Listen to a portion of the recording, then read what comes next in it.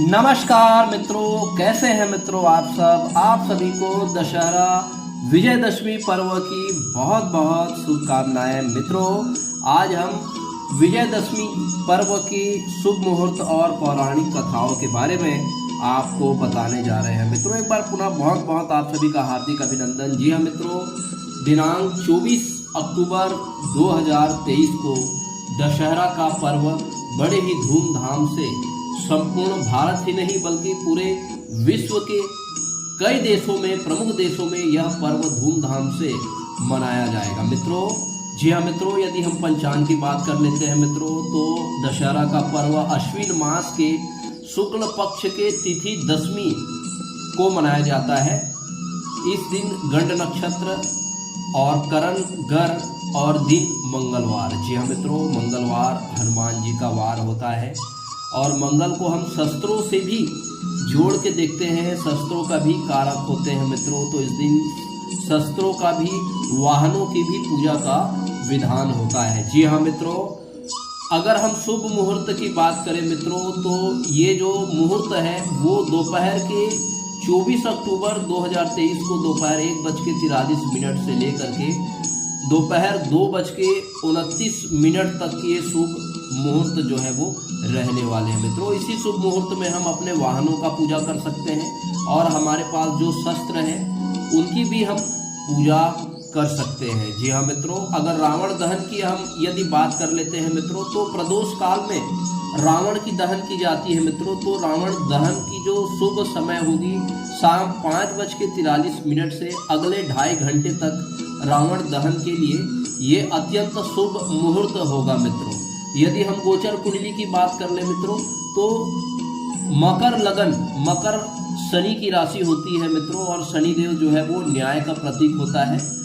अधर्म पर धर्म की विजय, असत्य पर सत्य की विजय और अंधकार पर प्रकाश की विजय और बुराइयों पर अच्छाई का विजय का प्रतीक यह दशहरा का जो पर्व होता है वो हमारे जीवन में एक नए उत्साह और उमंग को ला करके हमें जीने का हमारे अंदर एक नया उत्साह और एक नया उमंग पैदा करते हैं मित्रों। इस पर्व में हम अपने अंदर की एक मनोविकार को जरूर हम उस अग्नि में भस्म करते हैं ताकि हमारा मन पवित्र हो जाए। यहाँ पर आप देख पा रहे होंगे मित्रों, यहाँ पर चंद्रमा और शनि ये दोनों की युति आप देख पा रहे होंगे। शनि जो है वो साधना का कारक होता है और चंद्रमा जो है हमारे मन में उत्पन्न होने वाले उस अहंकार का कारक होता है। जी हाँ मित्रों, ये अहंकार जो होता है वो हमारे जीवन को पूरी तरह से ये खोखला बना देता है। जिस प्रकार रावण के जीवन को अहंकार ने खोखला कर दिया था और रावण के अंत का भी यही कारण बना मित्रों। तो निश्चित रूप से ये गोचर भी हमें यह बताने का प्रयास कर रहे हैं मित्रों कि निश्चित रूप से यह दशहरा का पर्व हमारे मन की साधना है और हमारे मन में उठने वाले उन तमाम प्रकार के मनोविकारों को हमें इस दशहरा के पर्व रावण दहन के साथ उसकी हमें तिलांजलि देनी है मित्रों। जी हाँ मित्रों, आप दशम भाव में देख पा रहे होंगे 4 ग्रहों की युति। जब 4 ग्रहों की युति बनता है तो इसे हम प्रवाज्य योग कहते हैं। जी हाँ मित्रों, ये युद्ध की स्थिति निर्मित होती है मित्रों। तो ये युद्ध की स्थिति, अब हमें युद्ध किससे करना है मित्रों? हमें अपने मनोविकारों से लड़ना है और ये दशहरा जो प्रतीक होता है कि हम अपने उन समस्त मनोविकारों को अपने अंदर से समाप्त कर दे, अपने शस्त्रों से, अपने अच्छाइयों से। तभी तो यह पर्व बुराइयों पर अच्छाई का विजय, असत्य पर सत्य का विजय और अधर्म पर धर्म की विजय का प्रतीक यह पर्व जो है हम मनाते हैं मित्रों। यदि हम पौराणिक कथाओं की बात करें तो माँ दुर्गा ने पूरे नवरात्रि के 9 दिन तक महिषासुर से उन्होंने लड़ाई की मित्रों। महिषासुर 10 दिनों तक महिषासुर के साथ लड़ाई करते करते 10वें दिन विजयदशमी के दिन ही माँ दुर्गा ने महिषासुर का संहार किया, महिषासुर को मोक्ष प्रदान किया मित्रों। जब महिषासुर का अंत हुआ तो महिषासुर को अपने गलतियों का, अपने उन मनोविकारों का जो मनोविकारों को उन्होंने अपने मन में स्थान दिए थे, उन मनोविकारों का उन्होंने क्या किया, परित्याग किया, उन मनोविकारों का परिशोधन किया और माता ने महिषासुर का संहार किया, महिषासुर को मोक्ष प्रदान किए। मित्रों, अगर हम दूसरी कथा के बारे में बात करें तो इस दिन भगवान श्री राम जी ने आतताई रावण का वध किया। मित्रों, जी हाँ मित्रों, आतताई रावण बहुत ज्यादा अहंकारी थे और उनका विनाश चरम सीमा पर था। मित्रों, और प्रतीकात्मक रूप से रावण का जो 10 सिर है वो हमारे 10 मनोविकार को प्रदर्शित करते हैं। तो भगवान श्री राम की कृपा से हमारे अंदर के उन 10 मनोविकारों को भी हमें इस दशहरा के पर्व के साथ, 10 मनोविकार नहीं सही तो मित्रों एक मनोविकार को जरूर हमें उस रावण के दहन के साथ हमें अंत करना है और हमें उन सद्गुणों को अपने अंदर धारण करना है। मित्रों, एक और कथा के अनुसार, महाभारत की कथा की यदि हम बात करें तो एक बार कौरव और पांडव के बीच में जब पांडव ने अपनी सारी राज्य और सारे संपत्ति जब वो कौरवों के पास हार गए जुए में, तो कौरव ने 12 साल का उन्होंने वन यात्रा और 12 साल तक वो अज्ञातवास का उन्होंने बात रखी और पांडव को जो है वो 12 साल तक भटकने के लिए, वो जंगल पर रहने के लिए वो विवश थे और उन्होंने निश्चित रूप से अज्ञातवास और 12 साल का जो सजा था वो बहरूपिये के रूप में उनको रहना था। यदि उनको कोई पहचानते तो उनकी सजा जो है वो पुनः बढ़ जाते, तो ऐसा दारुण दुख जो है वो पांडवों को सहना पड़ा। मित्रों, तो निश्चित रूप से एक बार की बात है जब अर्जुन बृहन्नला के रूप में राजा विराट के यहाँ वो सेवा दे रहे थे, तो राजा विराट की गौ रक्षा के लिए राजा विराट ने बृहन्नला से निवेदन किया। बृहन्नला जो कि अर्जुन के स्वरूप थे, उन्होंने अपने सारे शस्त्रों को उन्होंने शमी पेड़ के अंदर छिपा के रखे थे।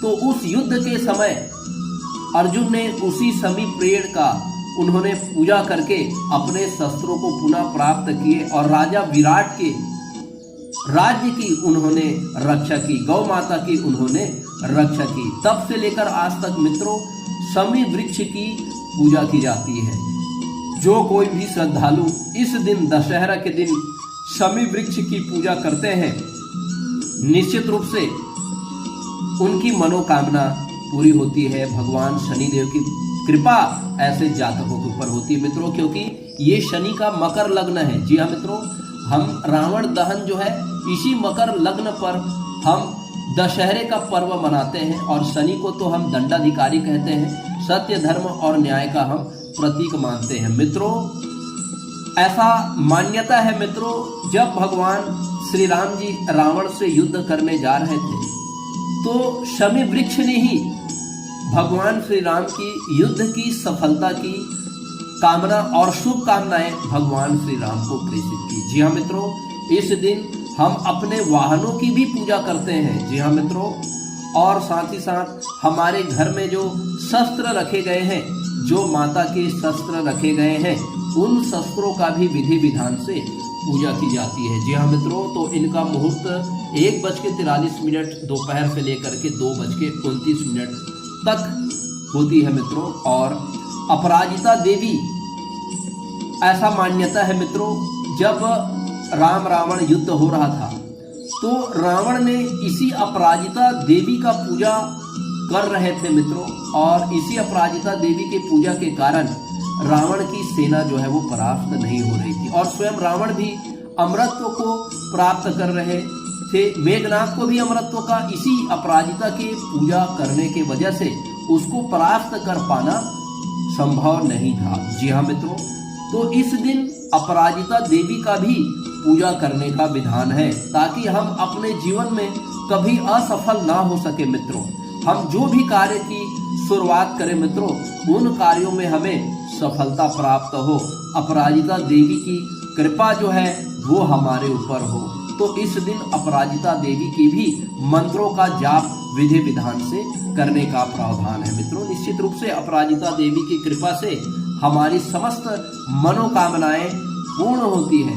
यदि मित्रों हम गुप्त शत्रु बाधा से परेशान हैं, अगर कोई शत्रु बार बार हमें परेशान कर रहा है, तो ये दशहरा का जो पर्व होता है वो शत्रु के विनाश के लिए ही, क्योंकि ये सत्य की जीत होती है मित्रों, अधर्म का नाश होता है।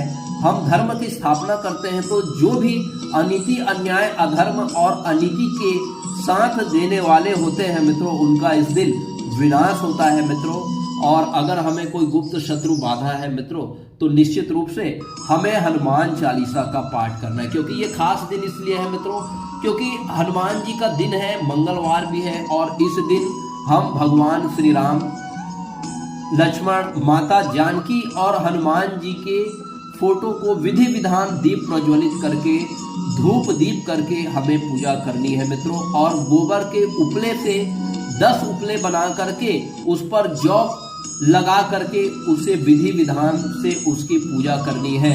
और भगवान श्री राम से यह प्रार्थना करनी है मित्रों कि हमारे अंदर के उन समस्त प्रकार के जो मनोविकार है, जो हमें अधर्म, अनीति और अन्याय से जो हमें जोड़ते हैं मित्रों, उन मनोविकारों का हमें पूर्ण रूप से नाश करना है, विनाश करना है मित्रों।